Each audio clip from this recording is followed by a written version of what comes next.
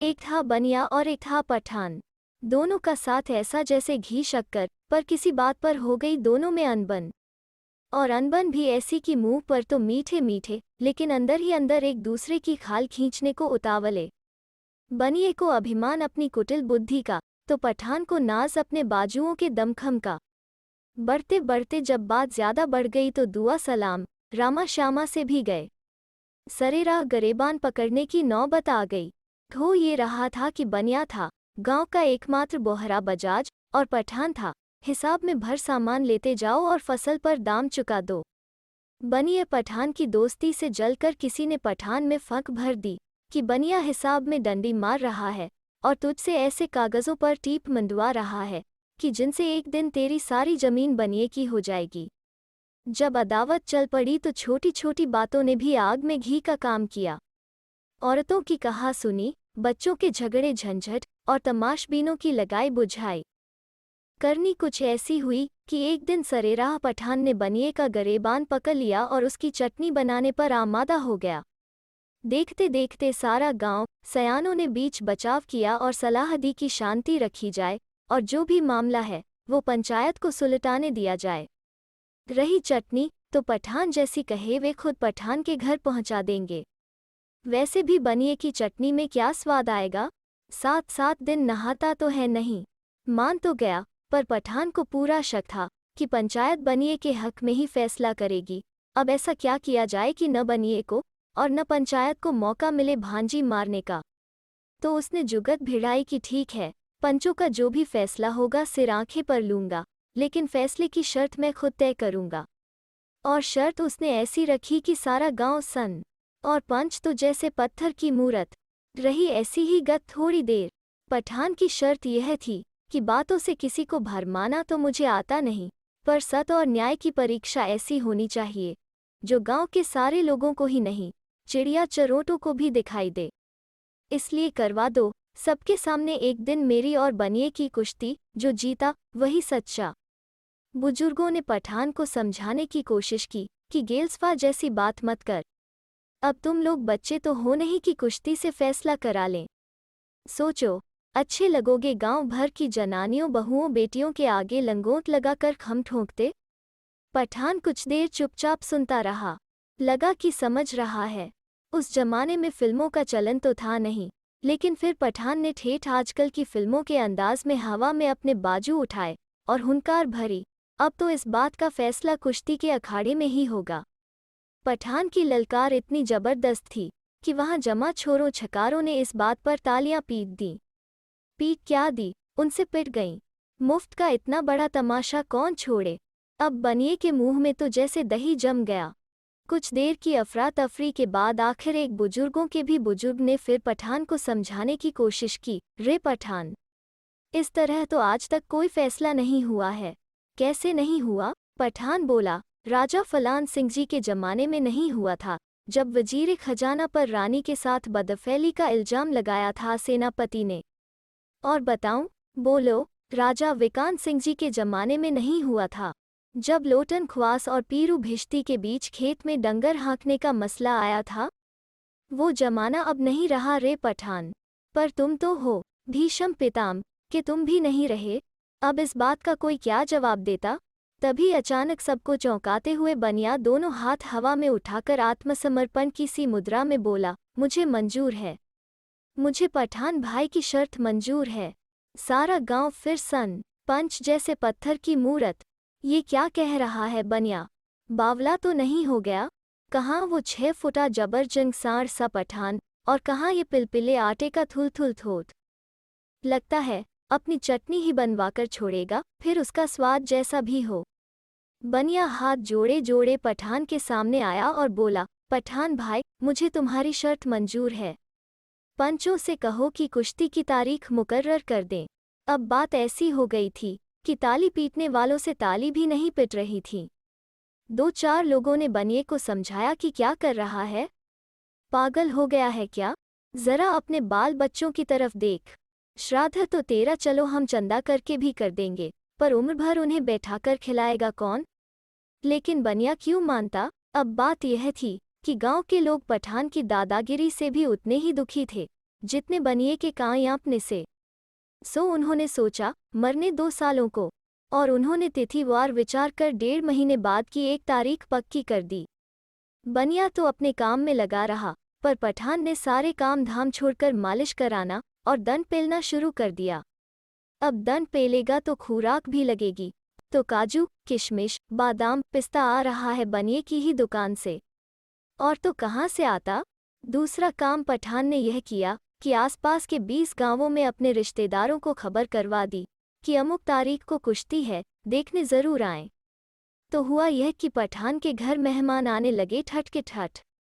तो उनके लिए आटा, दाल, घी, गुड़ भी आ रहा है बनिए की दुकान से।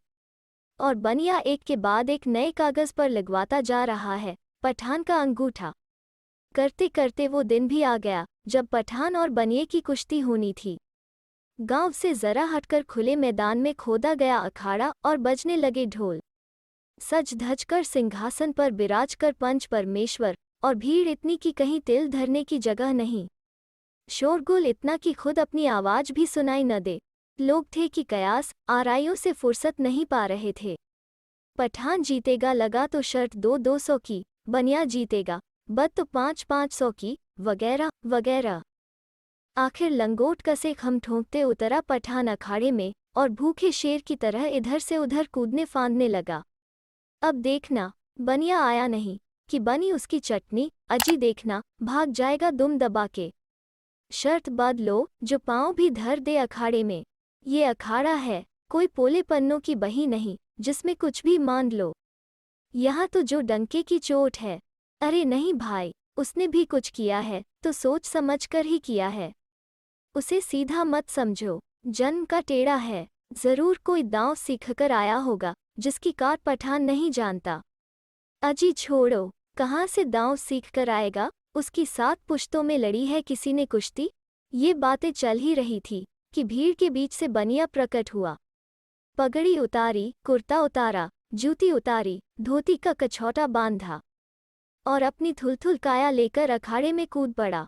दर्शकों की ऊपर की सांस ऊपर, नीचे की सांस नीचे। पंचों का इशारा हुआ। दोनों पहलवानों ने खम ठोंके और पंजे फैलाकर एक दूसरे की तरफ बढ़े। पंजे लड़ाए और सिर जोड़े। बस यही वो पल था जब कुछ भी हो सकता था। बनिए ने पठान की आंखों में आंखें डाली और बोला, 1000 अशर्फियां चाहिए सोने की। जोड़ी पंजे भिड़ाए अखाड़े में गोल गोल घूम रही थी। ढोल नगाड़े पूरे जोश से बज रहे थे। दर्शक सन थे कि पठान भौचक कि ये साला बनिया इस समय बातें चाहता क्या है? रहम की भीख तो नहीं मांग रहा? बनिया फिर मुस्कुरा कर बोला, तेरी सारी जमीन छोड़ दूं, 1000 अशर्फियां ऊपर से दूंगा सोने की। बोल चाहिए? पठान समझा पर चुप रहा। ये सारा हाथ समझता क्या है? मौत सामने देखकर नानी मर रही है। 1000 क्या बोला? अशर्फी 1000 सोने की। बनिया फिर मुस्कुरा कर बोला, मैं लंगी लगाऊंगा, तू चित हो जाना। कुछ देर तड़पना और फिर बस 1000 अशर्फी तेरी सोने की। मुकर गया तो? पठान ने पूछा, जान प्यारी नहीं है क्या मुझे? मुकर जाऊंगा तो तू छोड़ेगा? बस उसी पल चमत्कार जैसा हो गया। बनिए ने लंगी लगाई और पठान हवा में उछलकर अखाड़े की मिट्टी में चित पड़ गया। कुछ देर तड़पा और ढेर हो गया। बनिया उछलने लगा, उससे ज्यादा उसकी तोंद। दर्शक उत्तेजना और अविश्वास से पागल। क्या हुआ? क्या हुआ? सब एक दूसरे के कंधों पर चढ़ने लगे, धक्का मुक्की अच्छी तरह देख लेने के लिए। भगदड़, धूल, शोर, गुल पड़ा। बनिए पर दांव लगाने वालों की पौ 12। शाबाशियां, बधाइयां, जयकार। करीब महीने भर बाद पठान पहुंचा बनिए की गद्दी पर और एकांत देखकर बोला, हाँ जी मेरी अशर्फियां। बनिए ने बहाना मारा कि आज तो बहुत काम पड़ा है जी को। तू ऐसा कर कि 15 दिन बाद आ जा। 15 दिन बाद बोला कि आज तो मैं बाहर जा रहा हूँ। ऐसा कर कि 15 दिन बाद आ जा। 15 दिन बाद बोला कि देख यहाँ तो ठीक नहीं रहेगा। मैं ऐसा करता हूँ कि महीने भर बाद तेरे घर पर ही पहुँचा दूंगा। महीने भर बाद बोला कि तू कल दोपहर मेरी गद्दी पर ही आ जा। गद्दी पर आया तो दरवाजा अंदर से बंद कर लिया और बोला, ये बता तू कुश्ती लड़ना जानता है? ये भी कोई पूछने की बात है? पठान तुनक कर बोला, मुझे तो नहीं लगता कि तू कुश्ती लड़ना जानता है। कैसे नहीं जानता? जानता है तो बता, तुझे कौन कौन से दांव आते हैं? पठान को जितने दांव आते थे सब उसने गिना दिए। लंगी, घिस्सा, गर्दनिया, कलाई तोड़, धोबी पाट, रानवंदी और भी कितने ही। बनिया आंख मूंदे सुनता रहा। फिर बोला, और क्या? और नहीं आता? ये तो मुझे भी आते हैं। पठान क्या बोलता, और तो उसे कोई दांव नहीं आता था। दिमाग पर जोर डाला, पर कच सूझा ही नहीं। तब बनिया बोला, मुझे एक दांव और आता है। कौन सा? कान दांव। तुझे आता है? कान दांव? ये क्या होता है? वही जो मैंने तुझ पर लगाया। अब भाई देख, मैंने तो दांव लगाकर कुश्ती जीती है, फिर कैसा लेना और कैसा देना? तू ही बता। पठान समझ गया, इस साले बनिए ने फिर भांजी मार दी है। उसे गुस्सा आने लगा, बनिए से ज्यादा खुद पर। मैंने इसका विश्वास ही क्यों किया? मैं लालच में फंसा ही क्यों? अब किस मुंह से किसी से कहूं कि मैं इसकी बातों में आकर जानबूझकर कुश्ती हारा था? चुपचाप उठ गया और सिर लटकाकर जाने लगा। बनिए ने पीछे से आवाज दी और तिजोरी से एक थैली निकालकर पकड़ाई। बोला, तेरा बनता तो नहीं है, पर मुझे भी ऊपर जाकर किसी को मुंह दिखाना है। पूरी 1000 अशर्फियां हैं सोने की, गिन लेना। पर तेरी जमीन नहीं दूंगा, वो सारी अब मेरी हो चुकी है। कहीं और जाना और इस दौलत से कोई दूसरा कारोबार शुरू करना। जा खुश रह। पठान, जो पूरी तरह नाउम्मीद हो चुका था, 1000 अशर्फियां पाकर इतना खुश हुआ कि उसने बनिया भाई को गले से लगा लिया। आंखों में आनंदाश्रु आ गए। बनिया भी अपार खुश हुआ कि 1000 अशर्फियों में पठान की सारी उपजाऊ जमीन भी मिली और पोल भी खुलते खुलते रह गई। घर आकर पठान को पूरी बात समझ में आई। उसने जमीन पर से कब्जा नहीं छोड़ा। करने दो उसको पंचायत, इस बार फिर कुश्ती करवाऊंगा।